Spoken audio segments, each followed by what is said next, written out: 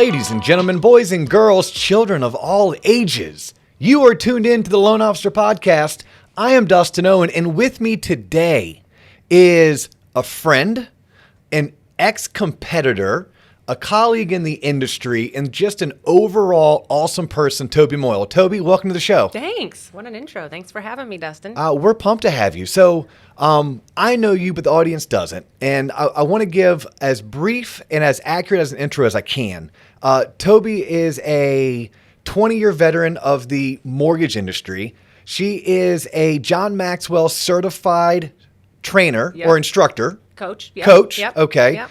And for the past 2 years, she's been dedicating herself to being a full-time coach to sales teams and sales professionals, targeted mainly towards the real estate and mortgage industries. That's right. You do have some clients outside of the industry. That's right. Yep. And you're a keynote speaker. Yes.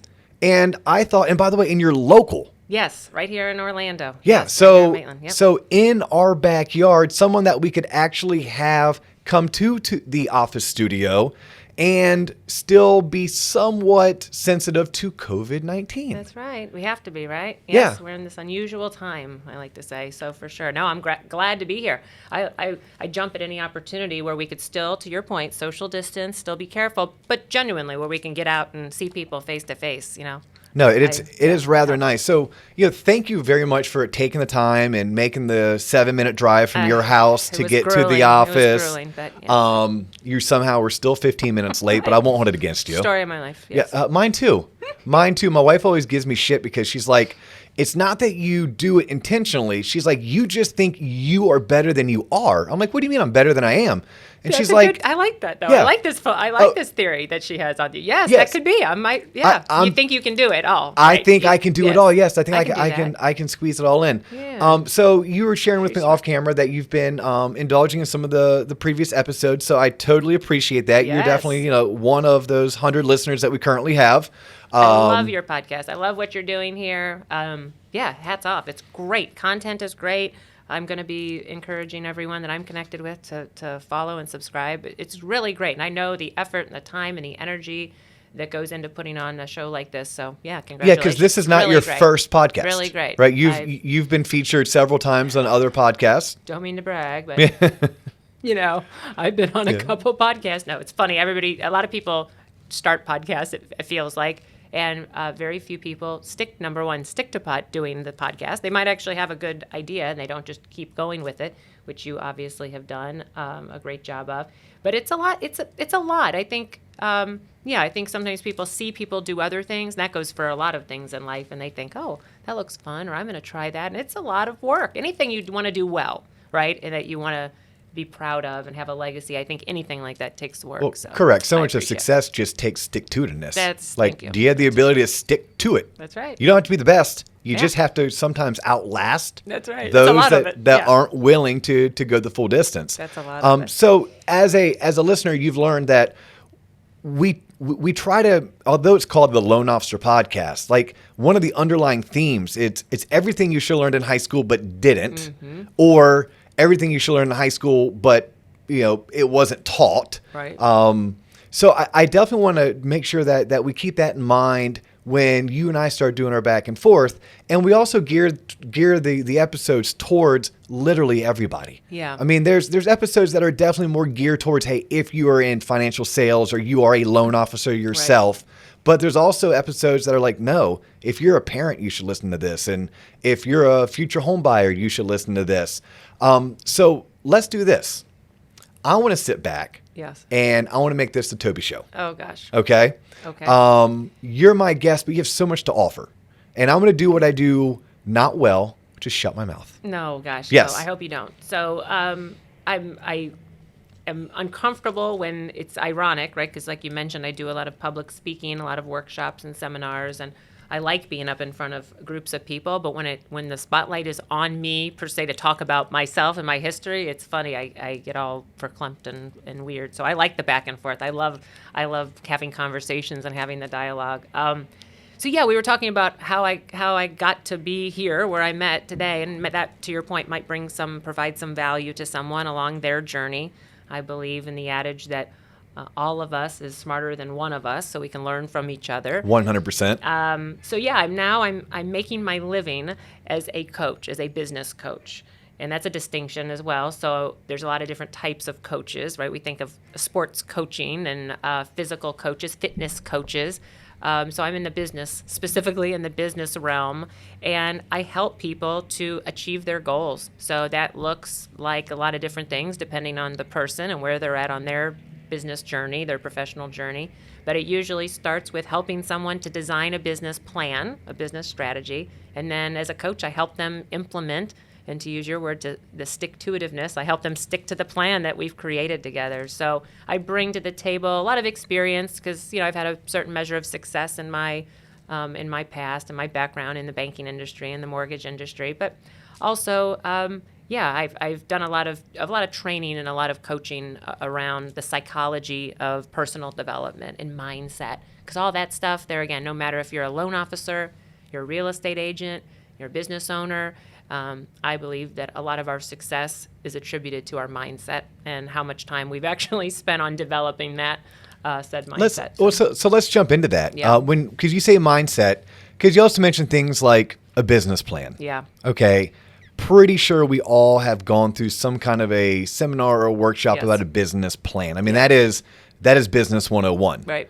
But what type of mindset do I need to have when I'm developing my business plan? Yeah, so the biggest one, there's so many things, but I think one of the things is to be aware, be self-aware. That's a big umbrella, right? Be self-aware of your strengths, what holds you back, what's held you back in the past, your fears, what you're saying to yourself, your self-talk. So those are the things that I love to work with people on a one-on-one basis. Whenever you have a coach, that person is looking as an expert from the outside looking in at your life, your business. So it's interesting because they don't have the bias that you have. We all have our own bias about ourselves, and I do what I do every day, you do what you do every day, because we think it's kind of the way to do it. It's working for us to whatever degree we got where we are. And so to break those habits, good or bad, or to take your level up, to take your business to the next level, you have to have some way of getting outside of that same little routine. And as a coach, I can help people, just ask them questions, right? Help them through that thought process. Hey, have you thought about doing it this way, Dustin? You're doing it this way, and it's netting you this result. If you want a different result, you got to do different things. Let's figure out a different way. So it's equal parts tactical, what I work on. So to your point, click here, do this. Let's set up a landing page for your business. It's equal, at least what I do is equal parts tactical help as a coach and equal parts mindset of exactly what you said. You're so spot on. We know what to do. Generally speaking, we know if you want to meet more people, you have to call them or shake hands or prospect somehow. Yeah, I think we all, for the most part, know what to do. It's the why don't we do it? Yeah, why don't we do it? Why don't we do it? Is it as simple as being honest with oneself? A lot of it, I think. Yeah, a lot of it. It's why don't we take the action, number one, and then the other big piece for most of us is why don't we keep doing that action? Why don't we, we might start it, we try it, but then we get down on ourselves if it doesn't happen as quick as we want. We were, like you said, talking off camera here a second ago about, building your followers online. Just to use a very specific example. How many people watching for their business purposes have a Facebook business page or an Instagram business page, and they're trying to build up those followers and to meet new people and get their brand out there. And how many people say they get down on themselves because they only have 121 people that liked their page, even though they've been putting a lot of time and energy and effort into it. That's a critical time when that person decides, when they wake up in the morning, if they're going to continue working on that page and take their valuable time. So it's very valuable time, even if you're not spending money, you're spending your greatest resource, your most valuable resource, your time. Mm-hmm. Are you going to take your time out of your day and keep plugging away and keep doing what you know works?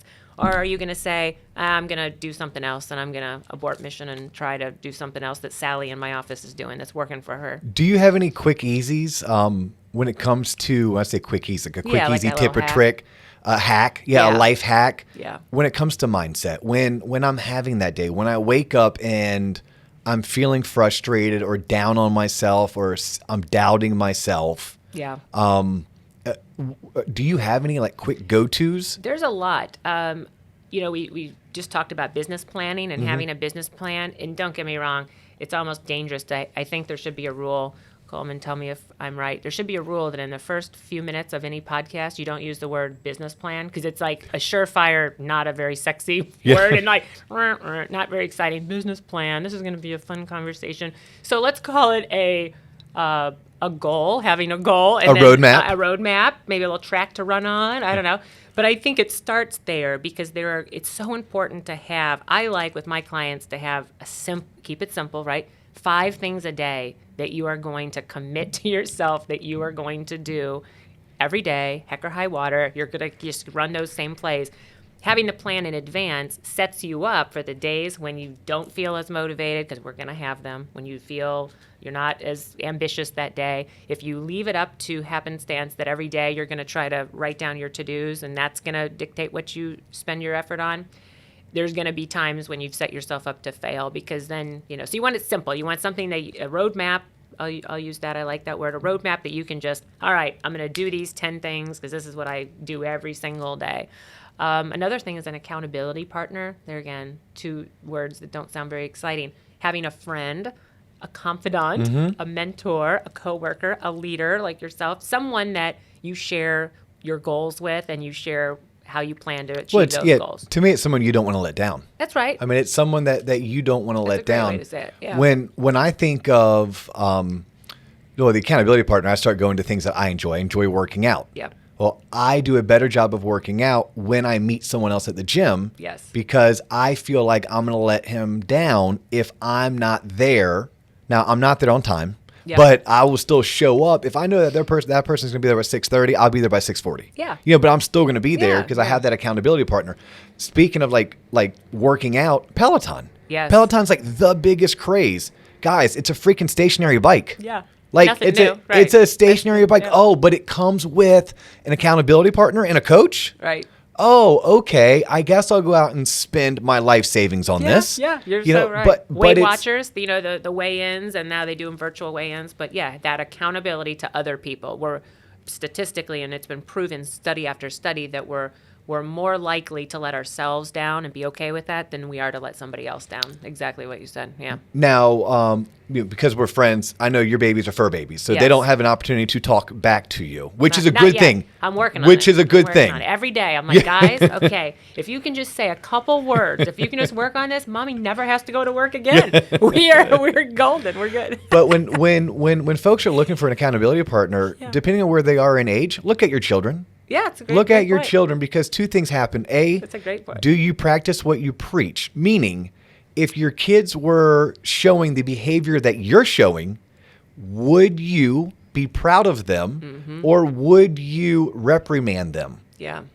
And then secondly, keeping that in mind, use that as your motivator. Yeah. Do you want to lead by example? Do you want to let your children down? Yeah. I don't know one parent that's like, yeah, hell yeah, I want to let my kids down. That's a great point. No. Like, that's always a good accountability partner if you don't have someone in your office, or if for whatever reason you're not at a point where you're able to pay for a coach. Yep. If you are a parent, you have some accountability partners that you're raising that you can go do it for. Well, they'll probably be honest with you. I'm guessing. There again, I'm Sans kid, so I'm guessing no, but they'd tell you, like, hey, you said you were going to do this. You didn't do it. They'll give you that honest My kids feedback. are so honest. They tell me daily how embarrassing I am. Hey. Yeah, or I'm the worst father ever. They're also teenagers, so I think that comes with the territory. That's right. No, and then you mentioned goal setting, and when you're talking about goal setting, something I've learned, even with Coleman and I launching this podcast, and we launched it with really 2 people in mind. It was the 50 plus sales professionals that I am fortunate to be a part of leading on a daily basis, and it's the thousands of homeowners that I've been fortunate enough in my career to have helped when they were looking to finance a home purchase or a home refinance. And over the past 15 years, I kept on saying the same things, and I kept on giving the same advice and getting some positive feedback. And we're like, well, let's put it on a recording. Yeah. But now that we're doing it, Coleman and I have set goals for us that, we want to have this many people follow us on Facebook and this many people on Instagram. And, we dream of a day that we're so popular that on YouTube, YouTube actually gives us our own URL, and it's not the one that is like 17,000 characters long. Right. That being said, what I've learned with goal setting personally is I had to quit setting the goal based on getting 10,000 likes. Mm-hmm. The goal is in the activity. Thank you. Something you can control. I can't control That's a good how distinction. quickly we obtain 10,000 Facebook followers. That's right. But I can control how many times we post, what the content is like, and then we have to celebrate it. I think too many times people are like, well, I want to be a millionaire by 40. Right. Okay, great. But let's talk about the activities it's going to take. You're going to need to earn X amount of dollars. You're going to need to save X amount of dollars. And when you earn that much, you celebrate it. When you save that much, you celebrate it and know that the end result is going to be there. Yeah, that's a great distinction, and very few people ever think about that or say that, so you're spot on. Yeah, the distinction is it something that you can do? Is it a pass or fail? You can make that happen.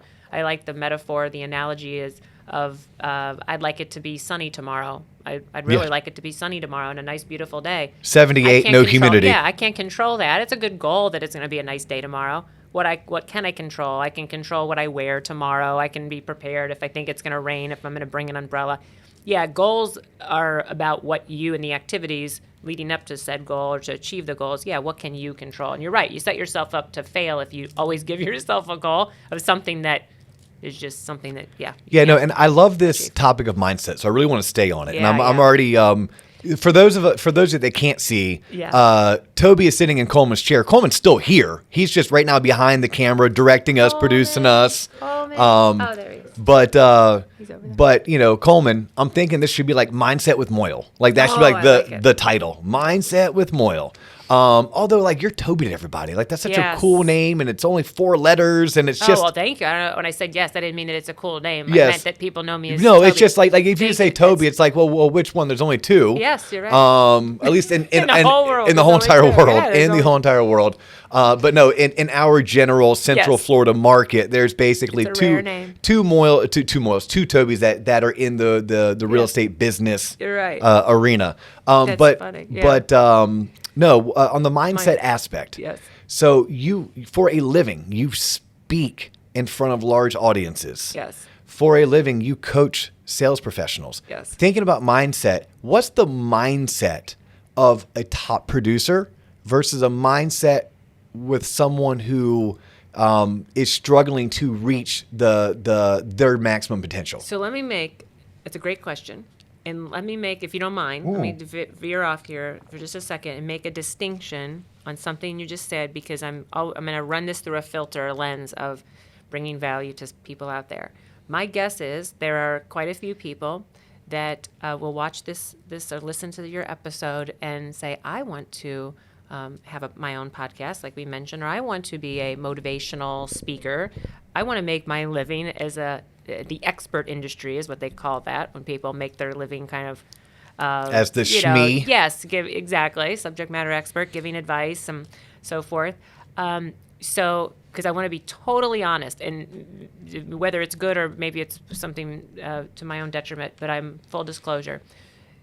There again, this will bring value to somebody. So when I left my corporate career after 20 years, had climbed the corporate ladder, and I always joke because I'm like, I don't know where I was climbing, but I was climbing somewhere. You were big dogging it. Oh yeah, like right. like it was Tobi Moyle big dog. No, not at all. But I was climbing. To me, what mattered to me, we all have drivers, right? A driver for me was to have a nice position, to be well thought of, to be known positively in my industry, and so to me, climbing the corporate ladder was a way to check all those boxes. And when I left, I loved my job and still love that world. But I left thinking that I was kind of a midlife crisis of sorts. And I thought, this is my second act. What do I want to do, God willing, with the second piece of the rest of my career? And I really looked up to and have watched motivational type speakers for a long time. And that's an interesting story, too. And I'd love to hear yours of that kind of the entree into personal development space, because usually people have an interesting origin story of how they really got into that. But I've loved, the obligatory names, the Tony Robbins and Jim Rohns, Napoleon Hill, Dale Carnegie, Zig Ziglar's, all these kind of that ilk. And I'm so sorry? Yeah. Dale Carnegie yes. changed the spelling of Carnegie to match that of the Carnegie family out of Manhattan. Yeah, I didn't know that. Yep. There you go. I learned that very interesting fact listening to a podcast that's funny. like 2 weeks ago. Interesting. But I haven't fact checked it. I haven't fact checked it. So, but nonetheless, go. Yeah, that is interesting. I did not know that. So I thought that I wanted to be like those guys, right? But there again, that's a very human trait. Like they're doing something that I want to do. I'm going to do that. I'm going to, follow their course. And not to make this a male or female thing, but there weren't many females in that space. I was going to say the same exact thing. No, you said those guys. Right. Yeah. They're like all men. Now, there's some females even now. You got Mel Robbins and Lisa. Oh gosh, I can't think of Lisa's last name. Sorry, but there's Lampanelli. I love me some Lisa Lampanelli. She's funny. And there's Rachel Hollis. There's more females now, but still not at that top tier level. Not as many, certainly. So I thought I need to add some, the female voice to this whole genre, and that's what I want to do. And I knew it wasn't going to happen overnight, but in my mind, I thought, wrongly as of right now, that I could make a substantial living just going on stage, and like people were just gonna just start. I don't know if the money was gonna get like thrown at the stage, or if they were gonna write me a big check to come to the.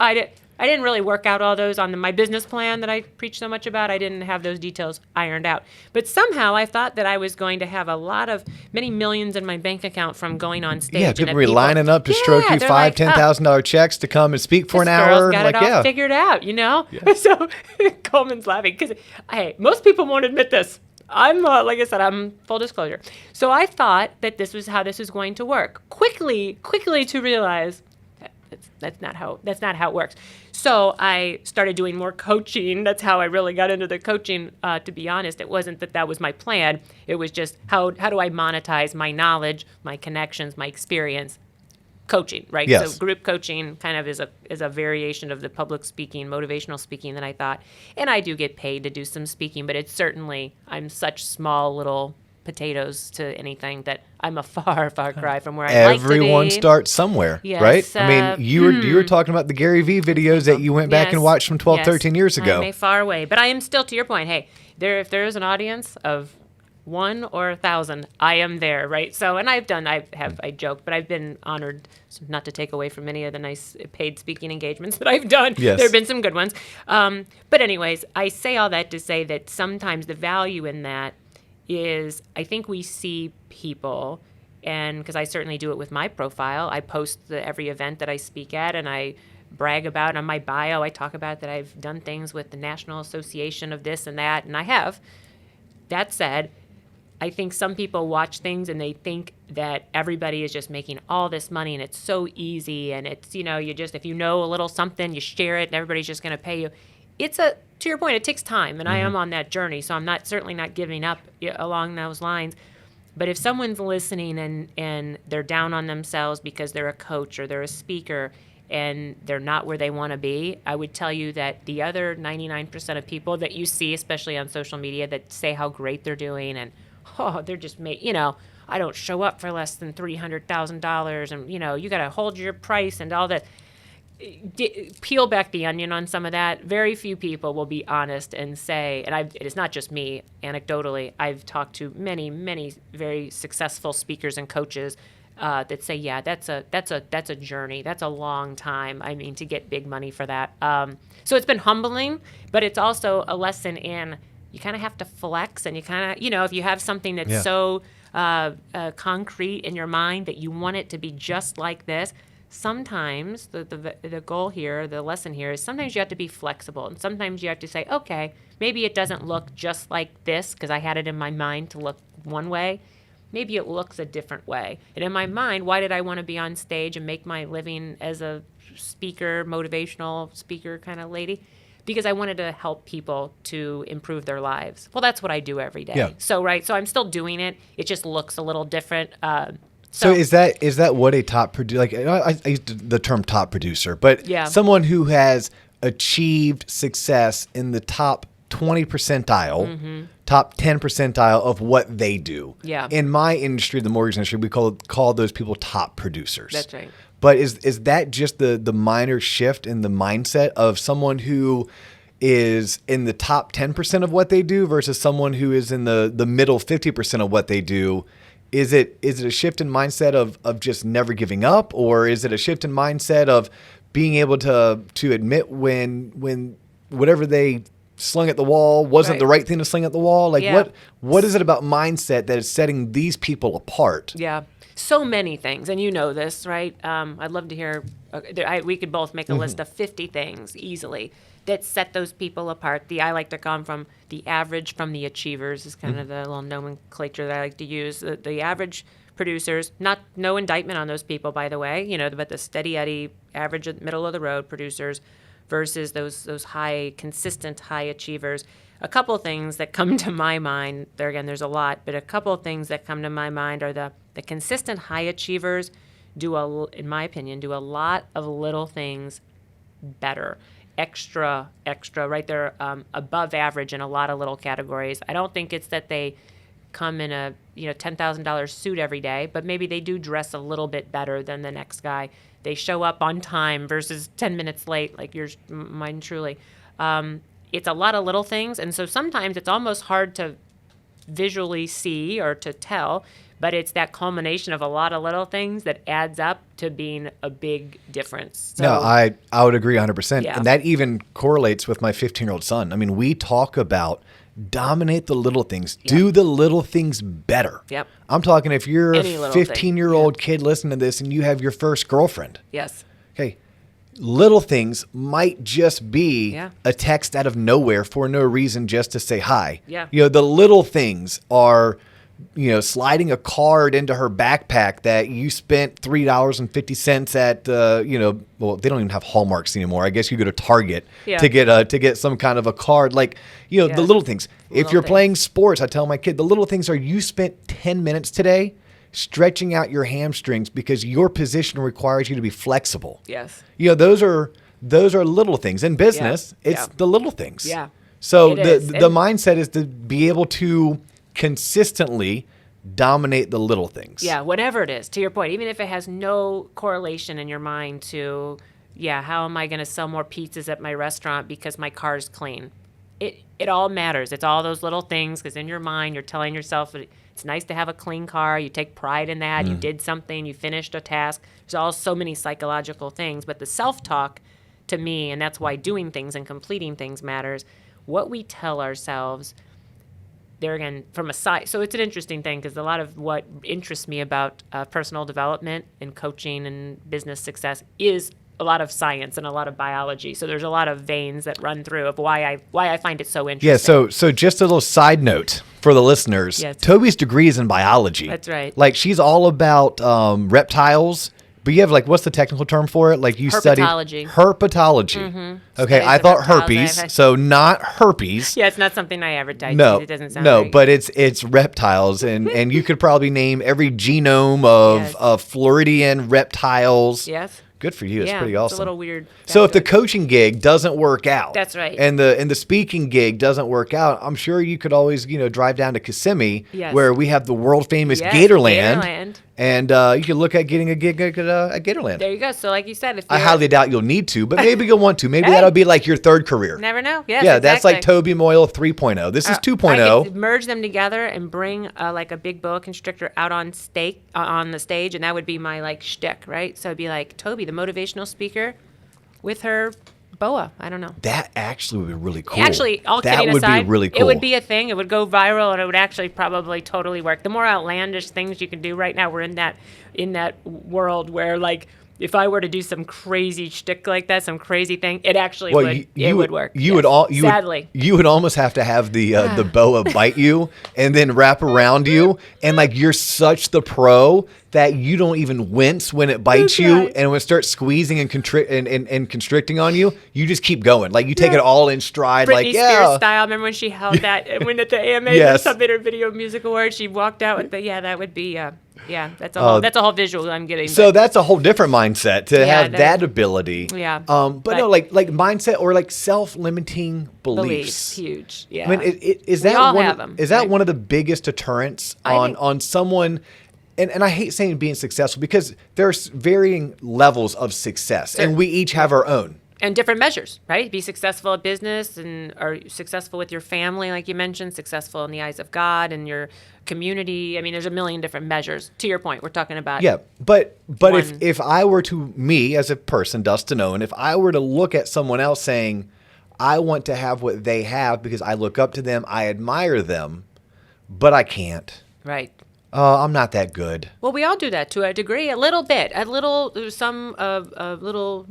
molecule of that in some of us, because we all have so much opportunity, right? We're in America. I mean, you can do anything, literally.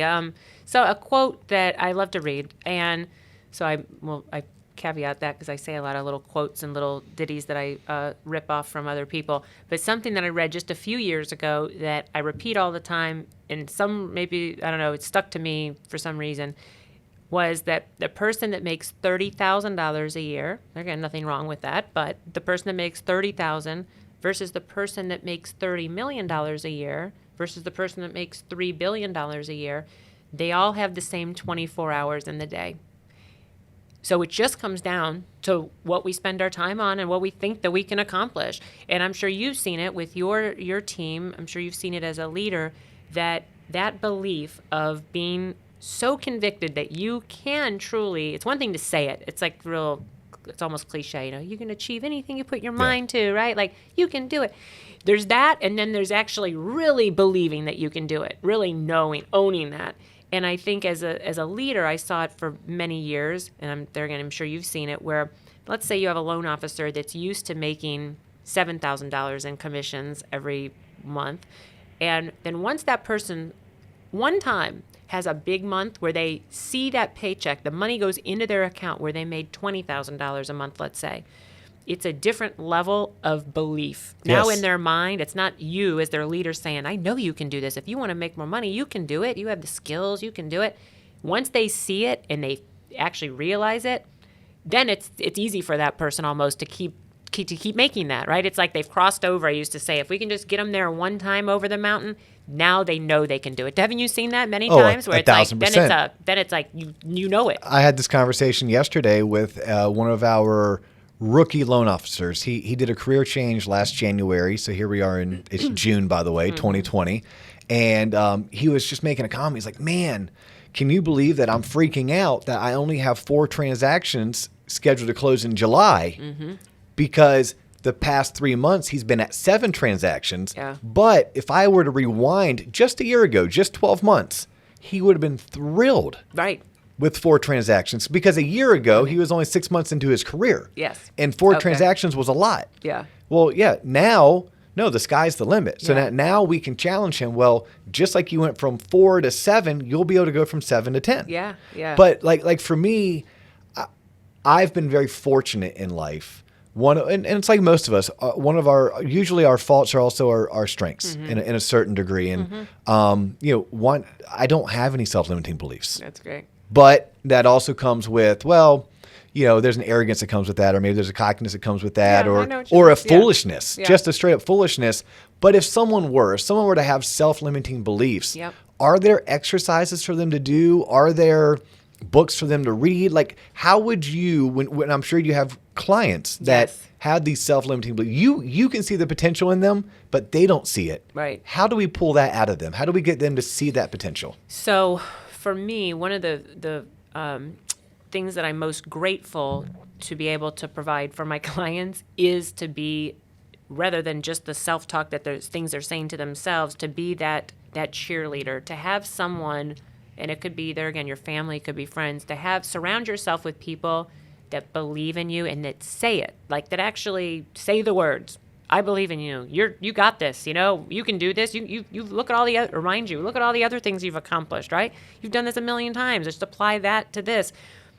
I think that's a big deal, is who you surround yourself with. And sometimes, I mentioned family, sometimes it's tough because our families can hold us back. Sometimes the people that are closest to us, for a lot of reasons, they don't want to see you get hurt. They don't want to see you try something and then fail. So they try to protect you by kind of putting those thoughts in your mind that you can't do it. Yeah, fire them. Yeah, literally fire them. You have to. They're they're still your sister, they're still your That's mom, right. but they're no longer your Yeah, confidant. don't go to that person Yeah. when you have an idea because you know they're going to poop on it, right? They're going to be like, that's not a good idea.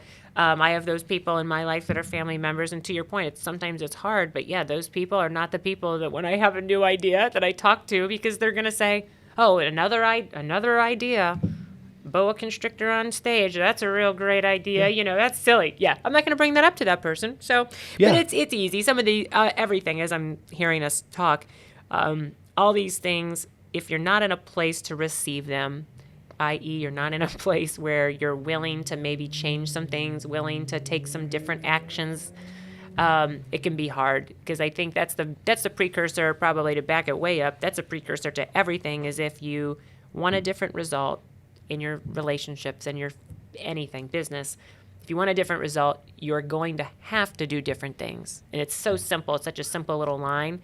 Doesn't mean it's easy, right? But it's simple. But I think you have to be in a place where you're like, okay, I get that, and I'm willing to take some action on it. Yeah, well, you just reminded me. So if I were to fly up to Pewaukee, Wisconsin, Pewaukee, Wisconsin is where Waterstone Mortgage's headquarters is. And that's where Rich Tucker, he's Waterstone's Senior VP of Operations. In his office, as big can be, painted on the wall. Nothing changes if nothing changes. Right? And it's like we talk about mindset and whether it's self-doubt or self-belief. Well, whatever you've been doing, Yes. you got to change it. That's right. That's really quick. I mean, catch you up. No. But you mentioned John Maxwell earlier, and something he says is, and I just said it this morning on a call, is practice. We think of practice when we're young. We hear practice makes perfect, right? But practice, John Maxwell says, makes permanent. Yes. So the things that we do over and over again, they're going to be wrong or right or whatever. The things we do, we just keep ingraining them into our habits and ingraining them into our mind. So if you want to get outside of that little spinning circle, you have to do something different. So I have an interesting story, if I can share it, about belief and self-limiting beliefs and telling ourselves things. So I'm going to change a little bit of the circumstance, and I won't say the right names to protect the people in the story. But I was Dustin and Coleman. present company excluded from the story. So I was a leader of a sales team, and I was a new leader of just taking over this particular team. And I thought a fun activity for me to get to know some of these people. There was about 50 people in this particular group in this area. I brought them all in for a face-to-face meeting, and I said, let's do some little, I do a lot of goofy things as a leader. I had fun little activities like, little, I don't know, hands-on activities, crafts, I guess some people could call it. And I said, let's make a dream board, like a vision board. Yes. Dream board. Some of us have We've done those before, okay, yes. I like it. So because it makes something real, tangible. So you're gonna put on this particular exercise. I said you're gonna put one or two things that you would like to share with the group. I told everybody we were going to share them, but I'd like you to find pictures of things that if money were no object tomorrow, that you would like to go and purchase or like to do. It could be a vacation, could be whatever. It was a way for the team to get to know each other because they didn't know each other that well for whatever reason. The prior leader didn't really get them together very much. And I thought, they'd get to know each other, I'd get to know them, and it would give them a little bit of that, like putting the thought in their mind of what they could possibly achieve. So we do the exercise, and I went around the room, and everybody was sharing their things, and we had pictures of somebody who had a picture. I had it on an actual slideshow projector so everybody could see it, and it was like, Samantha, what's this picture represent? Well, that's a picture of Fiji, and I'd like to go on a vacation with my family to Fiji. Awesome. That's something, right? You could go on a vacation to Fiji. That's great. Next person, I don't know. They'd have, a house that they were going to buy in Mexico, and this big, gorgeous house. Okay, great. So I get to this one person, and the picture was a car, and I got to be careful how I say this. So it was a car, and I'm not a car expert, but it didn't look like a new car. It looked like a souped-up kind of older car. So it had like real fancy wheels on it. Was it a 64 Impala? Because that would have been my dream board. Oh, okay. No, it wasn't that. It wasn't like a classic. No, I'm going back to like 1995, Snoop Dogg, Dr. Dre, MTV. Oh, like, no, I want a 64 Impala. Nice. Yeah, but I can see you in that. Gold spoke rims, hydraulics. Although a cousin of mine is in the hot rod industry, and he told me hydraulics are out. It's all about airbags these days. They put airbags into the suspension, but nonetheless, at some point in my life, it may only be for 6 months, I'm going to have a 64 Impala with switches that I can get up in 3-wheel motion. But I love that. I digress. So that was Have you ever had a car with hydraulics before? No. No, up to date? Okay. No, I've never even owned a brand new car. True story. I've never owned a brand new car. 41 years old. Yeah. That's a life goal. Yeah. But so that was not that was not my dream board. That was someone else's dream board who has a pre-owned souped up vehicle. Yes. Okay. And so I assumed, like you just said, you perfect lead-in. I assumed that this was a specific model of a car. So I asked him, John, we'll call him John, tell me about this car. So it looks like a very specific thing here that you have here. And he's like, oh, yeah, well, no, it's just the one I could find the picture of for that particular year. I said, oh, is that it was like a 10-year-old car, let's say. And it wasn't a big fancy brand per se. And I said, so is there something about that year that really means something to you, speaks to you? I'm like trying to drag out of him why he picked this particular car. Soft-spoken guy. And he said, no, it's just I like that kind of car. And so nothing about that year. And I said, oh, okay. So afterwards, I didn't want to keep dragging it. I could tell he didn't want to talk more about it. After the class, after the meeting, I said, so tell me more about the car. There must have been something more to it, because why wouldn't you have a new version of that? It's a dream board. I think it was a BMW. Yep. Yeah, I said, why wouldn't you want a new, just out of curiosity? He said, oh, well, true story. He said, well, because I could never get a new one. I could never afford a new one. It's a dream board. I said, so John, you can, the whole exercise was that you could get anything that you wanted. But in his mind, in an exercise where we were going all for it, he actually had such a limiting belief that he would never be able to make enough to afford a new model of that car. So where do you start with someone like John? What's the first step for him besides to give the guy a hug? I know. Yeah, it's sad, right? Because it's like, no, you can get a new one, buddy. And I'm like, and that's what I did. So the next step was to help him realize, so what color would you want? I want you to see that car, and there again, it's just symbolic. So some people are listening like, maybe the guy doesn't care about the car, but he did. He wanted that car. And I'm like, so let's get you that car so you can drive every day knowing that you can do anything that you want, John. So it was, for me, it was being his supporter, being a cheerleader. I wasn't his direct leader. There was a person in between, so I worked with that leader to get him a mentor and to really just build his confidence. Yeah. And give him small wins, right? Give him things that he could achieve and win at. Smart guy, no reason he couldn't do anything anybody else could. He just had his own mind. And when we dug in, as an aside, his family, he came from a family that they actually saw money as a negative thing. Okay. It was that was just in his Quakers. family's DNA. Yeah, Yeah, they didn't exactly. They thought that was too ostentatious to have money and to so there was a lot of psychology, and we all, to different degrees, varying degrees, have different things, and it could be subtle. But I think telling ourselves, and I mean, you can get really, I don't want to get too airy-fairy here and too esoteric, weird conversation, but I like weird. Weird's good. There's a lot to be said for just affirmations, and if people have never tried, I always say don't knock it till you try it, because I've known and I have had people, myself and others, that have had from literally repeating positive things, and you are listening. There's plenty of apps you can use to hear things where you're actually programming into your mind positive statements and affirmations. It makes a difference because our brains are like a computer. So whatever we put into the computer, it's in there. It's in the it's in the guts of there. It doesn't leave. One of my favorite phrases, and it's an inside joke with a group of friends of mine, but it's the phrase "Sure, why not?" Sure, why not? Why can't you do that? Why shouldn't you try? Why shouldn't you try the BOA? That's right. Look, you may get laughed off, but at least you can say, "Hey, I tried it. These were the results." Yeah. The worst thing that'll happen is that it'll actually produce positive results, and now you have to travel the freaking boa constrictor across the country when you go on your speaking engagements. You're so right, though. Yeah, I think we all have ideas and things. If we just, to your original point earlier, there's no shortage of ideas. We're all creative beings and have plenty of thoughts. It's usually just, why don't you do it? Yeah, you're afraid of, why don't you post every day, people watching? Why don't you? You're afraid of, looking bad. By the way, public service announcement. Where's the camera that we're in? Yeah. All right, public service announcement. Here we go. No one likes the way that they look and sound on videos, especially in the beginning. You might be able to kind of get used to it or get over it, but I've not met anyone yet like the first video they do, like I'm talking live or recorded videos on social media that people are like, oh, that's awesome. Yeah. I am awesome. People usually are like, I look like yeah. that. I sound like that. I have that many, whatever. You know, you're like, no, I don't like it. Can we do it again? Or whatever. So you just have to keep going through that. And yeah, and just that's why I like live videos, because they're out there. Yeah, There's right? It's done. It's Good. done. Because if I could show you my phone, there's 500 videos that Except I've recorded that I haven't posted. I have to share this, and it's it's kind of embarrassing in a positive way. Oh, good. So I'm tucking my daughter in last night, and my cell phone's in my pocket because, unfortunately for my family, I'm glued to it.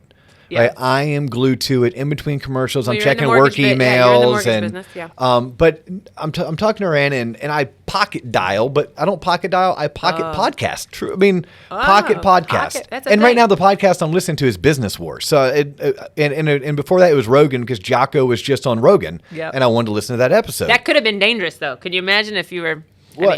She's my daughter, so Okay. no, there's she's like all me nonetheless.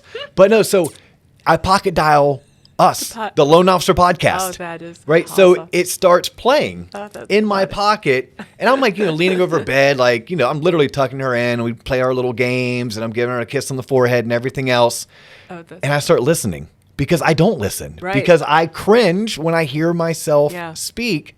But no, what was embarrassingly cute about it is I started laughing. And I said to her, I go, oh, this one was pretty good, wasn't it? Yeah, right. And That's she great. goes, she said, and she's That's great. pretty like in the know. She just like gets things. She goes, it's really cool that you're laughing at your own podcast. Oh, that is good. And- That is and- a good sign. You're right. Yeah, you're But appreciated. I was like, I forgot I even said that, let alone, about this episode, because it was an episode from like 3 or 4 weeks ago. yes. But when you're talking about, hey, look, just do things in life. Like Just if do you it. want to do something, do it. Put the video out there, create the audio, and more importantly, stick to it. Yes. Like I have a rule, 2 years. My rule is 2 years. Yeah. Do not try to do something if you can't commit 2 years to it. Yeah, you're right. Because anything short, you just try something in a little spurt, and not to make this a male or female, but I'd be remiss if I didn't speak to the female audience, since I'm a female. I know this. Women can be extra tough on themselves. We just can. We're our own worst critics. Not to say men can't be critical of themselves, but I think as a general rule, women, just something about it, I don't know, we just like to pick ourselves physically, everything apart. Well, We really do, your societal expectations are through the roof. Yeah. And then and some of it's subconscious, because you grew up in this world. Right. You were raised this way, and even if things were said and done subconsciously, they still impacted the way you are today. Right. I mean, it's and There that's is a whole the way nother. it is. I'm gonna get on a soapbox, and I truly try not to get too like, well, whether it's political Right. or whether it's too commentary or too opinionated. But I would just say this from an outsider looking in. Yeah. Yes. Yeah. Women have it a lot more difficult. Yes. In terms of what is expected and what is accepted. Yeah, exactly. Compared to at least to me. Yeah. And what is expected and allowed and expected out of me. Yeah.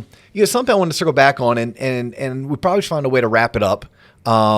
But you were mentioning, and we were talking about the need to have someone in your corner, right? The need to have someone who believes in you on the days that you don't believe in you, or the need to have an accountability partner that, you know what, you don't really feel like doing X, Y, or Z, but you're going to let that person down. So you're going to do it instead. Even if you only do it at 50%, you're That's still right. going to do Still it. did it. Yep. One thing I'd want the audience to understand about that too is you also don't need a yes man or a yes woman in your corner. Very true. So you have to have an open heart and an open mind. When we're talking about Yep. mindset, Yep. like to me, it would be, is your heart open? Right. And is your mind open? Because if both are closed off, it's going to be very difficult for anyone, including yourself, by the Yes. way, to change. And Yeah. if nothing changes, nothing changes. Meaning, if you're not willing to change, you're not going to get you're not going to get any different results than what you're used to. Yeah. But you have to have a person in your corner who does believe in you, Yes. but will call you out. But by the way, calling you out is Not in a mean way. well, and it's Yeah. not. Please don't ever. I wouldn't want anyone to take it this way, as if it's like, oh, you could never do that. Oh, that's too hard. Or my least favorite is, oh, that's already been done. Yeah. Well, guess what? When I entered the mortgage industry in 2004, Right. it had already been done. That's right. And here's a little secret to the audience. I've been very fortunate, as well as my 2 business partners, as well as another 4 dozen people Yes. that I work closely with, to have extremely wildly fulfilling and successful careers in an industry that was quote unquote already done. Saturated, yeah. So never let someone say, well, you missed the boat on that, or that's already been done.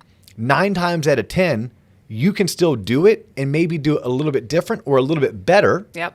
Or it's a large enough market that you can slide in and take your teeny tiny little slice of market share and still find something that you're good at and that's rewarding both financially and fulfilling. So when I say make sure they have your they're in your corner, good and bad, never in a way that they make you feel like you can't do something, but in a way that they're going to call you out or call you to the table. I agree. So an example of that would be just recently, one of my friends, and we're accountability partners to each other, he wanted to tell me, I can't read nonfiction. So we were talking about John Maxwell's book, right? We were talking about Jocko's book that I'm reading called Extreme Leadership. By the way, awesome book. I haven't read that. Awesome book. Okay. My next one's Atomic Habits. So I finished Jocko tonight. I'll go into Atomic Habits tomorrow. But when he said, I can't he goes, read. I can't. Yeah, I don't. And I looked at him. I go, you can't read? You can't read? Yeah. I'm like, dude, you have a master's degree, an MBA. Right. You're saying you went through 6 years of college not being able to read? Right. And he looked at me as if I had 3 heads and a little bit maybe like I was being an asshole. But I'm like, hey, I'm not. Right. Just do me a favor and tell me you're not willing That's right. to read. Because to your point, he's actually telling himself, both literally by saying it, but also in his mind, that he's saying that he can't. His brain hurt. I can't read. I'm like, no, you can do it. You're just not willing to do it. So his brain goes to work on making that statement true. Yeah, you can't. You're right. You won't pick up the book. You won't put the time aside to do it. You won't do it. So a good little hack for that I stole from someone years ago is anytime someone else says something that you can't do or says something negative, or if you say it to yourself, just to add a but to the end of that statement. Ooh. So it's a little hack. So like a but, not a but, but a but. Yeah. So, you can't do that. Say out loud if you can. Like, but let's try it. I could do that, right? Okay. So you I can't run a marathon. But if I train for the next 6 weeks, you could run something. Yeah. But true story, Yeah. I've never run more than 13.1 miles, and I've only done that twice in my life. Yep. A marathon is 26.2. Yeah. It's double that. Yeah. Right now, today, I could go out and run a marathon. Yes. I couldn't run it fast. Right. But if your life depends, I may need to stop and walk. I may need to stop and rest. Yeah. I may need to stop and buy new shoes and bandage my feet. Right. Because I've blistered and bled that bad. But I can do it. Okay. Yes. I'm just not willing to, or maybe I don't have the time. That's right. Yeah. But I But can. you can. Yeah. Physically, And even if there was something that no one has ever accomplished, you could still say, but I could be the first person on earth that's ever done that, right? But that's why I'm going to do this to show prove that it can be done, whatever it is. So yeah, the little but thinking is kind of an interesting. I can't fly F-18s in the United States because they say I have bad vision in my left eye. Yeah. But maybe if I went to Afghanistan, they would let me fly their F-18s. That's right. Because maybe they have, they give me credit that my total eyesight's 20/20. Yes. Which it is. My total eyesight 20/20. Now, that's because I'm 20/10 in the right eye, and I'm like 20/60 in the left eye. Okay, I got you. So yeah. So I have really good vision in one eye. I have really poor vision in the other. Yeah. So maybe the U.S. Air Force is like, which, by the way, if my son listens to this episode, I'm sure I'm butchering F-18 and Air Force, because he'll be like, Dad, the F-18 was retired, or the F-18 is a Navy one, and That's great that he knows all that. Yeah, that's awesome. That's what he's into. That's his thing. That's his jam. Yeah, but like in general, you're right. If I added a but somewhere I can. Yes. If I really wanted to do it. Now then, to your point, I like what you said, be honest with yourself, because that's what it all comes down to, right? Like, so if you don't want to do it, just say you don't want to do it, but don't lie to yourself and say that you can't do it, because you can. We all have things we can do. So it's fun. I think it's a journey, and I'll tell you as much to bring it full circle. it's a journey, and I'm lucky that I have someone in my life, my partner, my boyfriend of many years, that is my biggest supporter, biggest cheerleader. I always say that if I wanted to go start, I don't know, an ice cream truck, whatever, tomorrow, he'd be like, "You'll be the best ice That's cream fantastic. truck operator out there." But he's also the same person, to your point, that not with malice, certainly, but with kind heart, kindness, will critique me, right? Because he knows me best, and he will say, "That wasn't your best. I think you could do better than that. What are you doing to work on that? Because that wasn't the whatever." So it's great that I am lucky, and not everyone has that person, but they should find those people or that tribe of people that want to see them do well. And so a little plug, it's not even a plug because I'm not trying to get anything from it. But plug away, please. but genuinely, just if someone would like to meet someone that is a motivated person and a person that is kind and would like to be into my, get to know me and my circle of friends and people that I know, I'm very blessed and lucky to have a lot of good connections and good friends and people in my world that like to support other people, would love to connect with new so how could people someone contact you if they're interested in learning more about everything from mindset to self-development to sales training, sales coaching? How does someone seek your knowledge and your experience and possibly even your services? Yeah, thanks. So if you just Google my name, Tobi Moyle, there's a Tobi. Tobi, Tobi with an I. There's a lot of ways to reach, connect with me. But yeah, the two biggest places that I bring value is in one person. I was going to say a human being as opposed to, I don't know what, an animal. A human being that would like to work on achieving a goal, developing themselves. Usually they're, again, in the area of business, of professional goals.